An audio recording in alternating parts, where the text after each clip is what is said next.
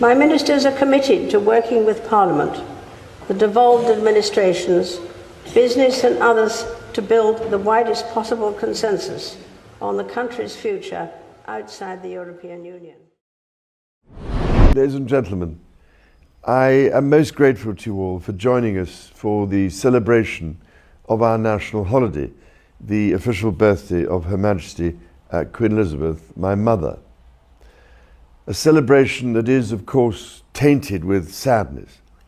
Sadness because any celebration is inevitably overshadowed by the great human tragedy. But alongside this sadness, we retain hope for the future, that we can, at last, look ahead and use this moment as an opportunity finally to address some of the critical issues facing humanity. Not least, the state of our planet, the very earth, oceans and atmosphere on which every single one of us depends for our existence. With the passing of Queen Elizabeth and Charles taking over the throne, King Charles has made his first statement about the death of his mother, Queen Elizabeth. He said, "The death of my beloved mother, Her Majesty the Queen, is a moment of the greatest sadness for me and all members of my family.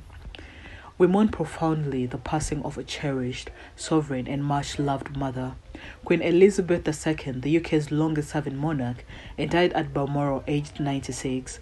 After reigning for 70 years, her family gathered at her Scottish estate after concerns grew about her health earlier on Thursday. The Queen came to the throne in 1952 and witnessed enormous social change. With her death, her eldest son Charles, the former Prince of Wales, will lead the country in mourning as the new king and head of state for 14 Commonwealth realms. In a statement, Buckingham Palace said the Queen died peacefully at Balmoral this afternoon. The King and the Queen Consort will remain at Balmoral this evening and will return to London tomorrow. All the Queen's children travel to Balmoral near Aberdeen after doctors placed the Queen under medical supervision. Her grandson, Prince William, is also there, with his brother, Prince Harry, on his way.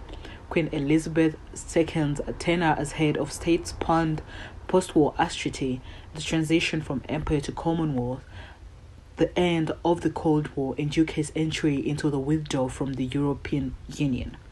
Her reign spanned 15 prime ministers, starting with Winston Churchill, born in 1874, and including Liz Truss, born 101 years later in 1975, and appointed by the Queen earlier this week. Her success in maintaining the monarchy through such turbulent times was even more remarkable, given that at the time of her birth, no one could have foreseen that the throne would be her destiny. Rest in power, Queen.